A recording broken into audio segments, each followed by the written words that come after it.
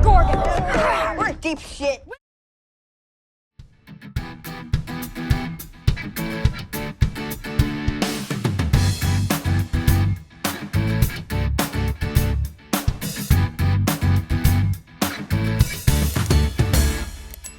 Hey everybody, it's Perch. It's easy to get frustrated in comics no matter who you are, whether you're a fan, whether you're a customer, retailer, creator. I mean, I'm sure that staff members at the publisher also get frustrated, but in many cases are at the top of the chain. So, I don't know how much a lot of people care. No, we know they get frustrated. I remember that Joe Quesada and Bendis and a bunch of these guys got frustrated when they discovered that Kevin Feige was not going to use their advice or opinions as a creative counsel for the movies. So, there's always a bigger fish in the pond. But it does get aggravating when the business can't save itself. And I think that there's a ton of people complaining right now, and some of it is at this point is just feeding itself. It's just kind of clowning on the industry for clowning's sake. But it's easy to get frustrated when you have zero marketing, when you have what feels like just completely predatory practices just out in the open with variant covers, with pricing, with all of these different pieces. In most companies, the marketing department is so critical to operations that it often sits in parallel with commercial. And why that's a big deal is that the commercial organization often sells the products that get made. They're very key. You'll find lots and lots of companies throughout the world where the commercial department sort of runs the show. And they have that ability because they're bringing in the money. But in most cases, the marketing department is up at the same level, is parallel. They do not put one under the other. And they do that because they know that proper marketing creates backdraft to the commercial team, allows them to go faster, allows them to do more with less, allows them to basically focus on value selling rather than introducing a product to the market. The marketing team gets to do that. That seems like a really simple or maybe boring thing, but it's core to how things get done. It's core to a successful, healthy business. In comics, the marketing is an afterthought. And I can't stress this enough, how little the companies care about the marketing of their products. And they've tricked themselves into a spider's web of excuses of why they don't have to give a shit about this stuff. We're not the actual sellers of the comic. It's the retailer. Cool. Then that means the marketing should be twice as powerful because you've got to market to two audiences once if you want your product to be successful. The retailer who's going to sell it and the end customer who's going to buy it. You've got a harder job to do. Congratulations. That does not give you an out.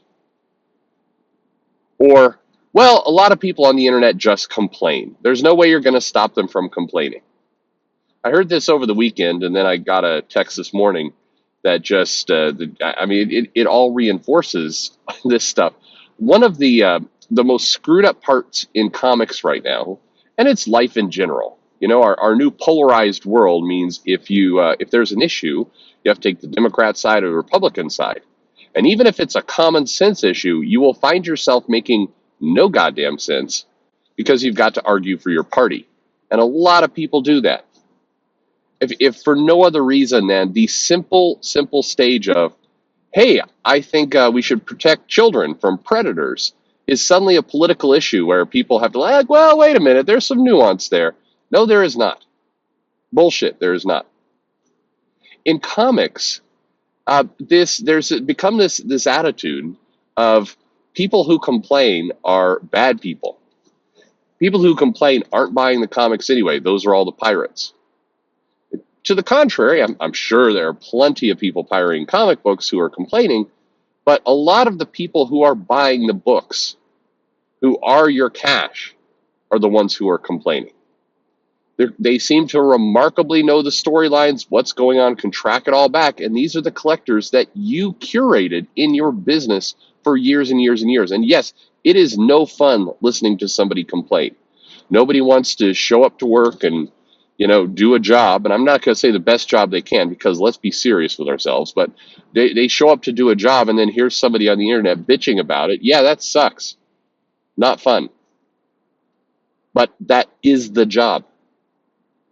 And you don't just get to dismiss your consumers who are complaining as a bunch of trolls, bigots, racists, whatever it happens to be, out of hand. Some of them are. Absolutely, some of them are. I do videos from time to time. You see in the comments, there are people who are very comfortable saying bigoted, racist things. I did this. There was this. What was it? The woman asking for advice on what to do with her husband's comics and the situation she had. There were people that are like, "You should never trust your woman to do with anything. Don't let her touch your stuff." Like, okay, calm down, person who will never be married. But come on. That is not the majority of the audience. And you've seen this in comics, and this is not a new thing. This is not something that developed with YouTube. When you'd go to comic retailer summits like Comics Pro, or meetups at the cons or whatever else, so somebody's hosting something, having some friends within the publishers would go down a short list of the retailers that complained, the ones who were annoying, the ones who you can never make those guys happy. What's interesting is, of the group that the publisher was willing to wave off as you can never make those guys happy, were a couple old cranks, people who really just never want comics to ever change, or just contrarian by nature. But a lot of them are the ones who are actually invested in trying to manage their business. The people who know the numbers, the people who are scanning the sales, the people who are going, hey, we looked into this, and this particular publishing approach is, we're certainly not making money. We wish you'd do something different. Those are the people that would be quickly brushed aside. Why? Because the publisher really doesn't ever want to be told what to do. The publisher wants to just keep doing what they're doing, because this is a hobby. It's not a business for a lot of people. A business means you have to make hard choices. A business means you got to fire people from time to time. A business means you may have to pull an all-nighter or several. It may mean you have to drag your ass up at 6 a.m. to go take care of something. It may mean you have to deal with unpleasant things, and it may mean that all of the buddies that you brought in to work with do not belong. Some of them are not capable of doing their jobs. You're going to have really unhealthy, unfortunate, sad conversations with them to either coach them or get them out. But that is hard. That is hard to do. You have to be in it, and you do have to be able to tap into a colder part of yourself that says, hey, if I want the business to survive, if I want to be able to continue to bring in money for all of us, I'm going to have to do some unpleasant things from time to time, things I don't like. But that's generally not how comics operate. Many of the people inside the company, and I am not talking the freelancers, I'm not talking the creatives, this has nothing to do with the Vitas or the Tom Kings or whoever helps it might be. This is the staffers, and by and large, the upper management staffers. These are people who view this as a hobby. They view it as a hobby because they just want to continue to have a good time, bring in friends, not hear any criticism, not hear any complaints. That's a screwed up business. I do not, obviously, if you've listened to this channel, I do not prescribe to the comics is going to die, DC is going to fail, Marvel's going to fail. Marvel and DC are giant entities that are licensing companies. They produce comics as well, and the comics make money. Do not listen to the dumbasses who say they're all cash flow negative. They are definitely not. A calculator and a pen will quickly just answer that for you yourself if you're even half good at math. But the strongest argument for these businesses not surviving is that they don't treat themselves like a business. Marketing is key. You should actually know what comics are coming out. I don't know. It's tough, because I'll get mails and get phone calls every now and then, and they'll often compare, like, if you really want your channel to take off, you should be more like a casually comic. And I love her. I think she's great, legitimately. No sarcasm here. Absolutely brilliant. Really enjoying listening to it. They say you should be more like kayfabe comics, where you are nostalgic about the past, and maybe you're a little biting about the things, but don't comment on the now. Commenting on the now makes you feel a little bit too much like one of those CG guys. You sound a little bit like the what John DeLaraz. You sound a little bit too much like that. You don't complain. Don't complain. If you complain too much, people are going to start comparing you to John Malin. And then what are you going to have to do with your life? I'll get these calls like that. And it always feels like a shut up and just let it be a hobby.